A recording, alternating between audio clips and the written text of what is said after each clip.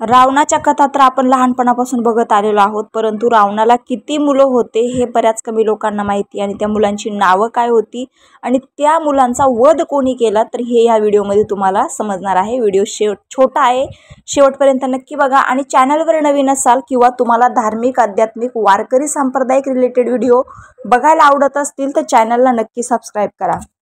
रावण ऋषी विश्रवा आणि राक्षसी कैकशी यांचा मुलगा होता। तो भगवान शिवांचा एक महान भक्त होता आणि 6 शास्त्र 4 वेदांनी त्याला पारंगत होते। रावणला 2 बायका आणि 7 मुले होती। हिंदू शास्त्रानुसार त्यांनी मंदोदरी आणि धन्यामालिनीशी लग्न केले।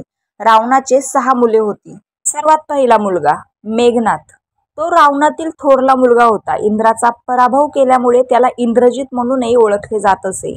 राम आणि रावण यांच्या लढ्यात त्याने प्रमुख भूमिका बजावली। 2 अटिकाया, अटिकाया मेघनाथचा धाकटा भाऊ होता। असे म्हणतात की त्याने एकदा भगवान शिवांना राग आणला होता, त्यानंतर भगवान शिवने आपले त्रिशूल त्याच्याकडे फेकले, ज्याला अटिकायाने मध्य हवेमध्ये थांबवले आणि क्षमा मागितली। तिसरा मुलगा अक्षय कुमार, अक्षय कुमार हा रावणाचा सर्वात धाकटा मुलगा होता। हनुमान अशोका वाटिका नष्ट करीत असताना रावणाने त्याला रोखण्यासाठी अक्षय कुमारला पाठवले होते, पण अक्षय कुमारला हनुमानानेच ठार मारले। 4 नरंटक, तो रावण आणि मंदोदरीचा मुलगा होता। युद्धात बालीचा मुलगा अंगद याने नरंटकला मारलं होतं। 5 नंबर देवंतक, नारंतक आणि देवंतक हे जुळे भाऊ असल्याचे म्हटले जात होते। देवंतकला युद्धभूमीवर भगवान हनुमानानेच ठार मारले होते।